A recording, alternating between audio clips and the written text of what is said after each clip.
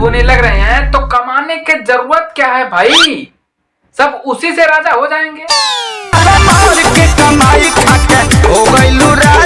जहां बात कमर की हो रही हो वहां ढोड़ी और चोली पे हाथ लगा के साबित क्या करना चाहते हो?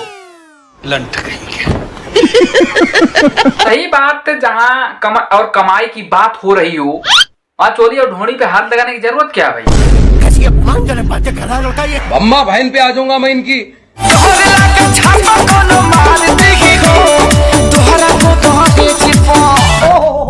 नहीं देखा जा रहा यार, नहीं देखा जा रहा।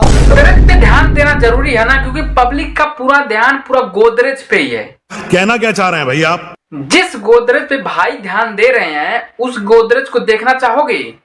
चलो देख लेते हैं एक बार। हे प्रभु, हे प्रभु, हे हरि राम कृष्ण जगन्नाथ प्रेमानंद, ये क्या गोदरेज और ये ढोड़ी तो चलो ठीक है, नहीं ये पिछवाड़ा दिखा के क्या साबित करना चाहती हैं कि कोई भी ट्राई कर सकता है।